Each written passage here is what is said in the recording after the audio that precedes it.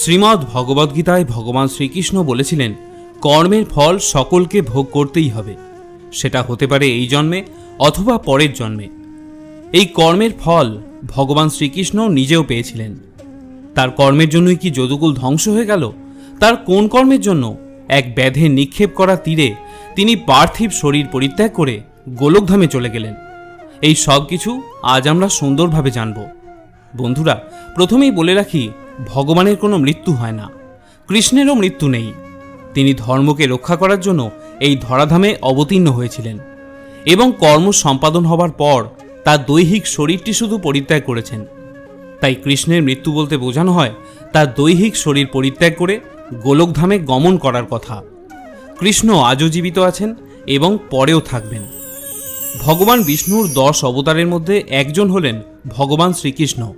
মনে করা হয় শ্রীকৃষ্ণ ভগবান বিষ্ণুর পূর্ণ অবতার ছিলেন এবং পৃথিবী থেকে অধর্মকে বিনাশ করার জন্যই তার আগমন ঘটেছিল। আপনি কি জানেন ভগবান শ্রীকৃষ্ণের মৃত্যু কিভাবে হয়েছিল? ভগবান শ্রীকৃষ্ণের অন্তিম যাত্রায় কারা উপস্থিত ছিলেন? তার চিতায় কারা আগুন দিয়েছিলেন? আর তার শরীরের একটি বিশেষ অঙ্গ চিতার আগুনেও পড়েনি, যে অঙ্গটি আজও পৃথিবীতেই আছে, কিন্তু কোথায়? এই সমস্ত প্রশ্নের উত্তর জানতে ভিডিওটি শেষ পর্যন্ত অবশ্যই দেখুন। নমস্কার বন্ধুরা, সনাতন বার্তা ইউটিউব চ্যানেলের একটি নতুন ভিডিওতে আপনাদেরকে আরও একবার স্বাগত জানাই। এই ভিডিওর শেষে আপনাদের বলবো ভগবান শ্রীকৃষ্ণের কোন কর্মফলের কারণে তাকে পার্থিব শরীর পরিত্যাগ করতে হয়েছিল, এবং শুধু তাই নয়, তার সমস্ত যদুকুল ধ্বংস হয়ে গিয়েছিল। এখান থেকে আপনারা জানতে পারবেন কর্মের ফল ভোগ করার কথা যে ভগবান শ্রীকৃষ্ণ আমাদের বলেছিলেন, সেটা শুধুমাত্র সাধারণ মানুষের জন্যই নয়, ভগবান শ্রীকৃষ্ণের জীবনেও তার ব্যতিক্রম হয়নি। পরমেশ্বর ভগবান শ্রীকৃষ্ণ, যিনি কোনো রকম অস্ত্র হাতে না নিয়েই মহাভারতের যুদ্ধের পরিণামকে পাণ্ডবদের পক্ষে পরিচালিত করেছিলেন, যিনি কুরুক্ষেত্রের রণভূমিতে অর্জুনকে ভগবদ্গীতার উপদেশ দিয়েছিলেন, কলিযুগে যা অধ্যয়ন করলে মনুষ্যজাতির উদ্ধার সম্ভব। মহাভারতের যুদ্ধে রাজা ধৃতরাষ্ট্র ও গান্ধারীর দুর্যোধন সহ 100 জন পুত্র যুদ্ধক্ষেত্রেই প্রাণ হারায় এবং কৌরব বংশের অস্তিত্ব ইতিহাসের পাতা থেকে সম্পূর্ণভাবে মুছে যায়। যুদ্ধের পর 100 পুত্রের মৃতদেহ দেখে গান্ধারী বিলাপ করতে শুরু করেন। তখন শ্রীকৃষ্ণ তার সামনে উপস্থিত হলে শ্রীকৃষ্ণকে সামনে দেখে গান্ধারীর হৃদয়ে রাগের আগুন জ্বলে উঠল এবং তিনি কৃষ্ণকে বললেন, আমাদের পুত্রদের মৃত্যুর কারণ একমাত্র তুমি চাইলে এই যুদ্ধ আটকাতে পারতে, যুদ্ধের ভয়ঙ্কর পরিণাম থেকে তুমি কৌরবদের রক্ষা করতে পারতে, কিন্তু তা তুমি করনি। তোমার এই অপরাধ আমি কোনোদিনই ক্ষমা করব না। তিনি ভগবান শ্রীকৃষ্ণকে এই বলে অভিশাপ দিলেন, যদি আমি ভগবান বিষ্ণুর আরাধনা মন থেকে করে থাকি আর নিজের পতি ধর্ম পূর্ণরূপে পালন করে থাকি, তো যেভাবে আমার বংশ নিজেদের মধ্যে যুদ্ধ করে ধ্বংস হলো, সেভাবেই তোমার যদুবংশ একদিন নিজেদের মধ্যে গৃহযুদ্ধ করে ধ্বংস হয়ে যাবে।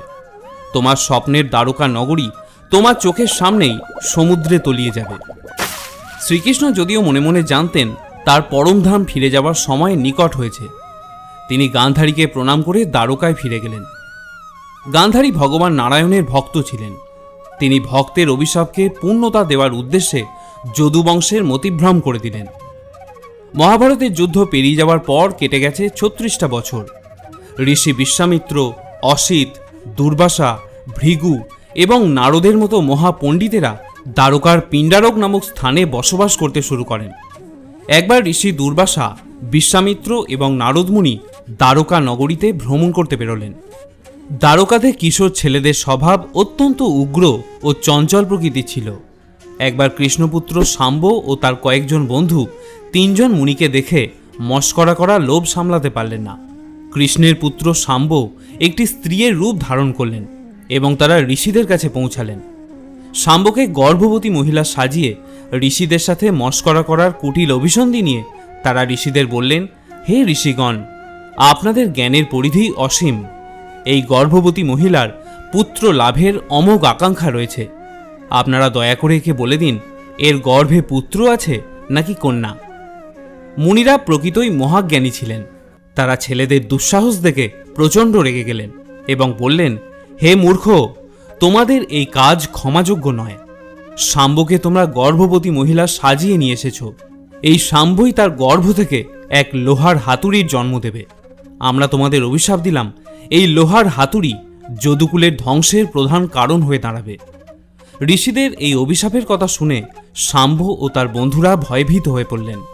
এর কিছুদিন পর শাম্বের পেট থেকে সত্যি সত্যি এক লোহার মুগুর বের হলো। তারা সেটা নিয়ে রাজা উগ্রসেনের কাছে উপস্থিত হলো। উগ্রসেন ছিলেন মথুরার রাজা এবং কংসের পিতা।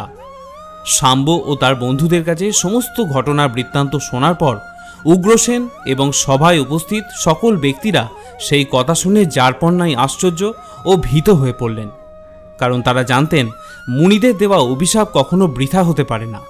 রাজা উগ্রসেন তখন গোপনে সেই লোহার হাতুড়িটিকে শতখণ্ডে বিভক্ত করে সমুদ্রে নিক্ষেপ করলেন। ঘটনাচক্রে সমুদ্রের একটি মাছ একটি লোহার টুকরোকে গিলে ফেলে। এর বেশ কিছুদিন পর সমুদ্রে মাছ ধরতে যাওয়া জেলেদের জালে ধরা পড়ে সেই মাছটি, এবং তার পেট থেকে নির্গত হওয়া সেই লোহার টুকরোটিকে এক শিকারী তার তীরের ফলা বানিয়ে নেয়। একবার ভগবান ব্রহ্মা তার পুত্র ও অন্যান্য দেবতাদের সহিত দ্বারকানগরীতে ভ্রমণ করতে আসেন এবং শ্রীকৃষ্ণকে জানান যে যদি তিনি চান তাহলে এখনই তাদের সাথে গোলকধামে ফিরতে পারেন। তখন শ্রীকৃষ্ণ তাদের বললেন, আমি স্থির করে ফেলেছি যদুকুলের ধ্বংসের পরই আমি আমার ধামের উদ্দেশ্যে প্রস্থান করব। তখন বাকি দেবতারা শ্রীকৃষ্ণের আশীর্বাদ নিয়ে সেখান থেকে ফিরে গেলেন। তাদের চলে যাওয়ার পর থেকেই দ্বারকাতে বেশ কিছু অমঙ্গলজনক ঘটনা ঘটতে শুরু করল। সেটি লক্ষ্য করে শ্রীকৃষ্ণ দ্বারকানগরীর সকল শিশু, মহিলা এবং বৃদ্ধদের শঙ্কদার ক্ষেত্র এবং অন্যদের প্রভাস ক্ষেত্রে গমন করার নির্দেশ দিলেন, যেখানে সরস্বতী নদী সমুদ্রের সাথে মিলিত হয়েছে। প্রভাস ক্ষেত্রে পৌঁছে ভগবানের আদেশ অনুসারে তারা ভক্তি সহকারে পূজা অর্চনা করতে শুরু করলেন। কিন্তু কিছু পরেই তারা এক প্রকারের বিষাক্ত মদ্যপানের প্রতি আসক্ত হয়ে ওঠেন। এই বিষাক্ত মদের স্বাদ অতীব সুমিষ্ট, কিন্তু কিছুদিন সেবন করার পর ইহা বুদ্ধিকে বিকারগ্রস্ত করে তোলে। এই মদ্য পান করে সকল যদুবংশীদের বুদ্ধি ভ্রষ্ট হতে শুরু করল এবং তারা নিজেদের মধ্যেই বিবাদে লিপ্ত হয়ে পড়তে থাকে। এই ঝগড়া বিবাদ কালক্রমে এতই ভয়ঙ্কর রূপ নেয় যে তারা সবাই মৃত্যুর মুখে পতিত হয়। ভগবান শ্রীকৃষ্ণ যদিও এইসব অবশ্যম্ভাবী ঘটনাসমূহ আগে থেকেই জানতেন, তিনি বুঝেছিলেন এই সবই হল গান্ধারীর অভিশাপের পরিণাম। এই সব ঘটনা ঘটে যাওয়ার পর একদিন বলরাম চিন্তামগ্ন অবস্থায় সমুদ্রের তীরে তপস্যায় বসলেন এবং ধ্যানমগ্ন থাকা অবস্থাতেই তিনি তার ভৌতিক শরীর পরিত্যাগ করলেন। ভগবান শ্রীকৃষ্ণ এরপর দ্বারকা ত্যাগ করে জঙ্গলে চলে যান এবং একটি গাছের তলায় বিশ্রাম করতে বসেন। সেই সময় তিনি তার ডান হাঁটুর উপর বাম চরণটিকে রেখেছিলেন। তার বাম চরণটি কমলাভ রঙের জন্য রক্তের মতো দেখতে মনে হচ্ছিল। এক ব্যাধ সেই জঙ্গলে শিকার করতে বেরিয়েছিলেন। দূর থেকে শ্রীকৃষ্ণের চরণ কমল দেখে তাকে তিনি হরিণের মুখ ভেবে বসলেন। তিনি ছিলেন সেই শিকারী যিনি মাছের পেট থেকে নির্গত লৌহখণ্ড থেকে তীরের ফলা বানিয়েছিলেন। হরিণ মনে করে ভগবানের চরণে তিনি তীর নিক্ষেপ করে বসলেন। এই তীরবিদ্ধ হওয়ার সাথে সাথেই তিনি তার পার্থিব শরীর পরিত্যাগ করে ভগবত ধামের উদ্দেশ্যে গমন করলেন। আর এভাবেই গান্ধারী এবং মুনিদের অভিশাপের কারণে সমগ্র যদুবংশ বিনষ্ট হয়ে যায়। এই ঘটনাগুলি মহাভারতের যুদ্ধের ৩৬ বছরের মধ্যেই ঘটে। পৌরাণিক তথ্য থেকে জানা যায় শ্রীকৃষ্ণের দেহটির দাহ ও সৎকার্য সম্পন্ন করা হয়েছিল এবং এই সৎকার্য করেছিলেন পাণ্ডবেরা। দাহ সম্পূর্ণ হলেও দেখা যায় তার নাভি ও হৃৎপিণ্ড অক্ষতই রয়েছে। উপস্থিত প্রাজ্ঞ পণ্ডিতেরা তার হৃৎপিণ্ড সমুদ্রের জলে নিমজ্জিত করে দেন। এরপর অতিবাহিত হয়ে গেছে অনেক কটা বছর। একদিন নদীর জলে স্নান করতে করতে কৃষ্ণের দিব্য হৃদয় উদ্ধার করেন পুরীর মহারাজ ইন্দ্রদুম্ন। সেই হৃদয় হাতে নিতেই স্বয়ং বিষ্ণু তার কানে ফিসফিস করে বললেন যে এই হৃদয় তারই, এই পৃথিবীতে এটি বরাবর থাকবে। দ্রুত জগন্নাথ মন্দিরে এসে জগন্নাথ দেবের মূর্তির মধ্যেই তা স্থাপন করেন রাজা ইন্দ্রদুম্ন। ভগবান বিষ্ণুর আদেশে তা এমনভাবে করা হয় যাতে তাকে কেউ দেখতে না পায়। মনে করা হয় আজও সেই দিব্য বস্তু সযত্নে এবং গোপনে রক্ষিত আছে প্রভু জগন্নাথ দেবের মূর্তির মধ্যে। এই তথ্য বা তত্ত্ব বহুকাল থেকেই কিংবদন্তি রূপে প্রচলিত রয়েছে। ভারতের আধ্যাত্মিক ক্ষেত্রে যদিও কিঞ্চিত মতপার্থক্য বা ভিন্ন মত রয়েছে, যদিও শাস্ত্রীয়ভাবে প্রমাণিত নয়, তবু অনেকের কাছেই এই তত্ত্ব যথেষ্ট গ্রহণযোগ্য ও সমর্থনযোগ্য। তবে ব্যক্তিগতভাবে আমি মনে করি ভগবানের লীলা বোঝা অতটা সহজ নয়। আমরা শুধু অনুমান করতে পারি মাত্র। আর কিছু রহস্য আজীবন রহস্যই থাকবে। কিছু প্রশ্নের উত্তর না খোঁজাই ভালো। শ্রদ্ধা আর ভক্তিটাই যেন শেষ কথা হয়। বন্ধুরা, এবারে আমরা জেনে নেব ভগবান শ্রীকৃষ্ণের কোন কর্মফলের কারণে যাদব বংশের ধ্বংস নিশ্চিত হয়ে গিয়েছিল। শুধু তাই নয়, তাকেও এই ধরাধাম ছেড়ে গোলকধামে চলে যেতে হয়েছিল। আগেই বলেছি, যাদব বংশের ধ্বংসের পর একদিন শ্রীকৃষ্ণ একটি গভীর জঙ্গলে গিয়ে গাছের তলায় বিশ্রাম করছিলেন। তখন জরা নামে এক ব্যাধ জঙ্গলে শিকার করতে বেরিয়েছিল।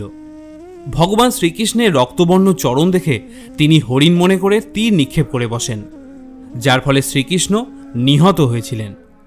তারপর জরা শ্রীকৃষ্ণকে দেখতে পেয়ে তার কাছে এসে ক্ষমা প্রার্থনা করলেন। তখন শ্রীকৃষ্ণ তাকে বললেন যে তার পূর্বজন্মের কর্মের ফল তিনি জরার কাছে নিহত হয়েছেন। কারণ পূর্বজন্মে জরা বানররাজ বালি ছিলেন এবং তিনি নিজে ছিলেন শ্রীরাম।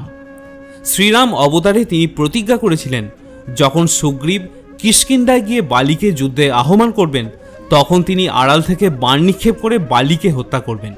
কিন্তু বালি এবং সুগ্রীবের দৈহিক আকৃতি একই রকম হওয়ার জন্য রাম বাণ নিক্ষেপ করতে পারেননি। পরের দিন সুগ্রীব এবং বালির পুনরায় যুদ্ধ হয়।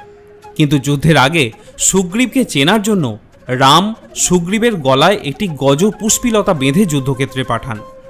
এরপর যখন বালি সুগ্রীবের যুদ্ধ চলছিল, তখন রাম গজ পুষ্পিলতার চিহ্ন দেখে সুগ্রীবকে চিনতে পারেন এবং আড়াল থেকে বালির প্রতি বাণ নিক্ষেপ করে তাকে হত্যা করেন।